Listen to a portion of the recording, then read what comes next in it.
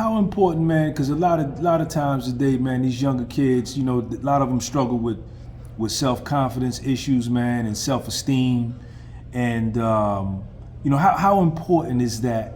And you spoke a lot about that, man, when you was coming up through the ranks. That whole era was really speaking about that. How important is it for this younger generation,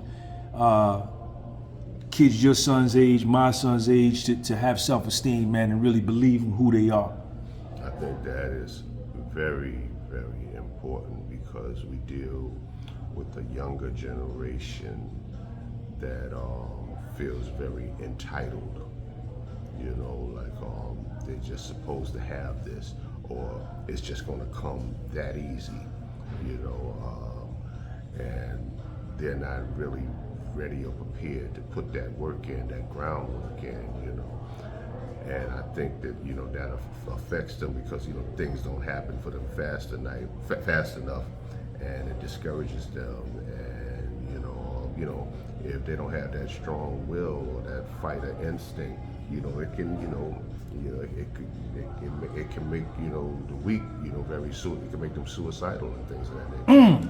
You know, so I mean, I think it's the type of thing where the younger generation, you know, they really need to understand their history and the stuff that their parents and ancestors went through, the struggles they had. Check them out, y'all.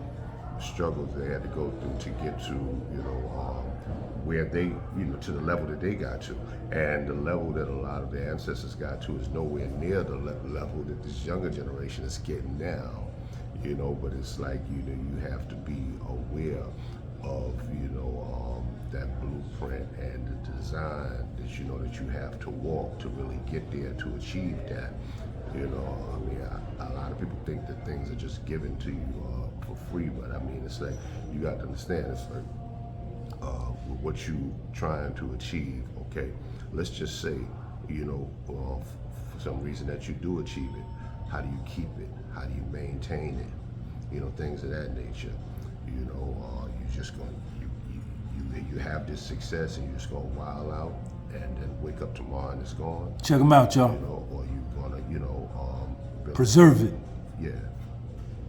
Now, Ken, did you just say that this younger generation is not gonna reach the heights of the ancestors? No, I did not say nothing like that. Okay. I did not say nothing like that. Okay. I just said that, you know, they need to study their ancestors. Okay. Now, you talked about the groundwork. Yeah. What was some of the groundwork that KANE did before KANE got on strong? What was some of the groundwork, the failures, the setbacks? Because like you said, everybody think they supposed to do something on Tuesday and get the results that Friday. And if it don't come that Friday, they quit. What was some of your groundwork, man? The walls you ran into, the setbacks and failures, man?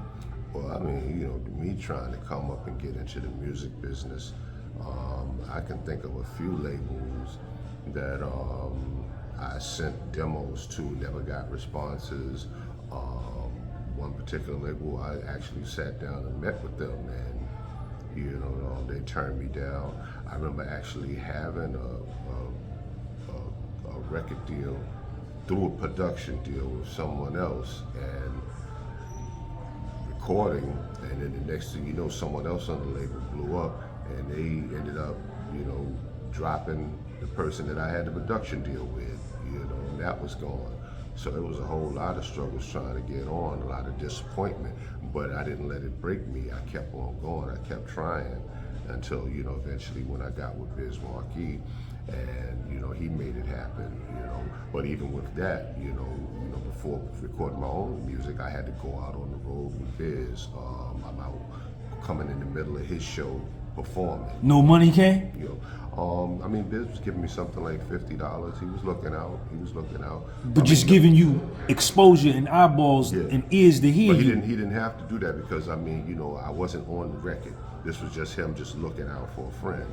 So, you know, he would give me like maybe like $50 a show, you know what I mean? You know, but I was getting the exposure and I was learning how to perform on stage, you know, and things of that nature. And then, you know, of course, you know, I had to, you know, help him, you know, write his first album.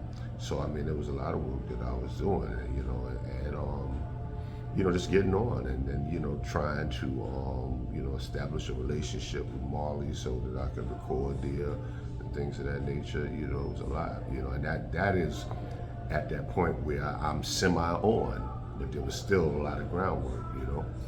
Now, Kane, you meet